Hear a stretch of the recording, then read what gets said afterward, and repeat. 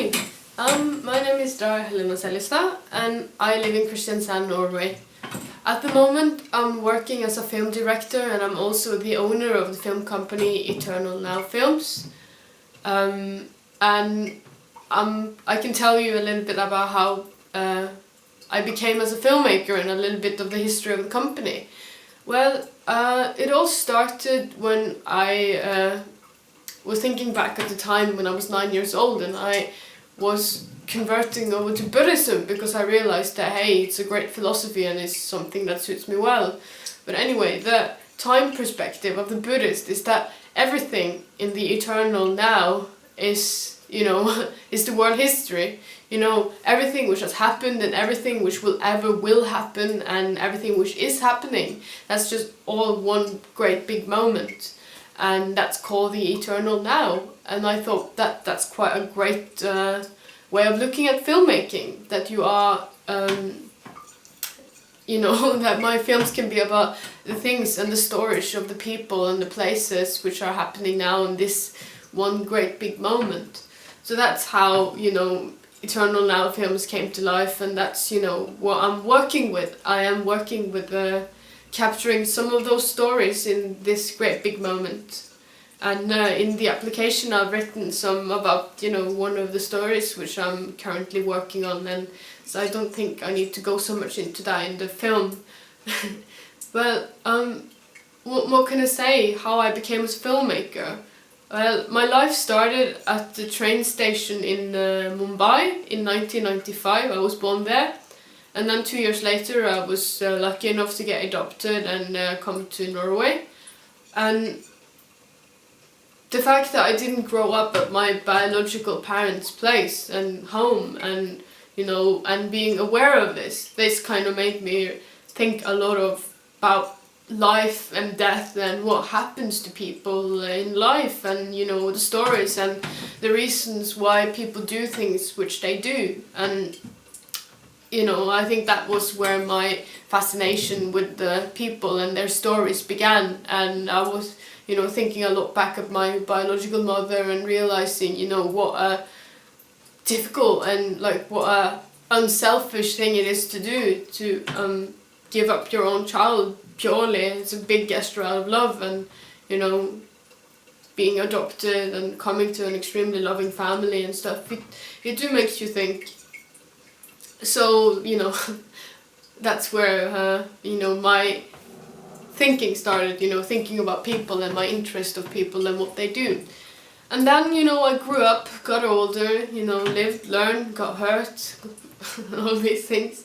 And at the age of 12, I started to get more and more involved with journalism and writing for different student newspapers and taking workshop classes in journalism. And I realized that I was a very privileged person for having the freedom of speech, and therefore I wanted to share my privilege with others so that others could use my freedom of speech to express themselves. Because I have always believed that to suppress people's thoughts, ideas and feelings are the greatest setback for humanity and for the world society, and therefore I wanted to work against it. But yet I got older again and I realized that hey, I have a lot of creativity which needs to be expressed, and I also realized that creativity, art, fiction, poetry, that these are great containers of truth, because a lot of things which has been tabooed and hushed and held back, and a lot of great ideas and thoughts has been, which has been censored and stuff, they have survived their way through fiction and through art. So if you study fiction and art, you will see that the thinking of these genius people behind, that's also something which I work a lot with on my films. I work a lot with implanting different ways of storytelling. A lot of people have this idea that a documentary is very straightforward and aesthetics and just showing people in their environments and experimenting. That's a very big part of how I work.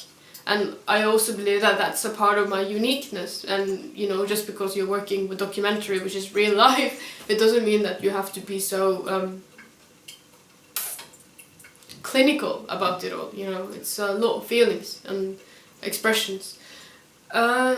So yeah, why do I want to be a part of this producer lab by British Docs?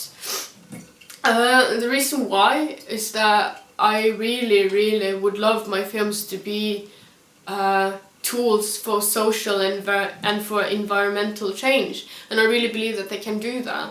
And also, you know, learning more about finances and how to get money, and at the moment I don't really have that much relevant education. I dropped out of high school to pursue my dream and to develop and to challenge myself and to build myself up as a filmmaker, and yeah, and to work with people with what I love, and it's gone well. I've had a couple of clients, been traveling, been filming with people, and even though I have only had a year of like real professional film experience, I still believe that I have a good enough understanding of film, and I have a good enough maturity and willingness to be up to actually benefit quite a bit from being a part of this British Docs and the producer lab in Finland. And at this particular stage in my career as well, you know, being a beginner and not having that much of experience and being self-taught and everything, it's very difficult for people to kind of find belief enough for you in you to give you a grant to do what you do.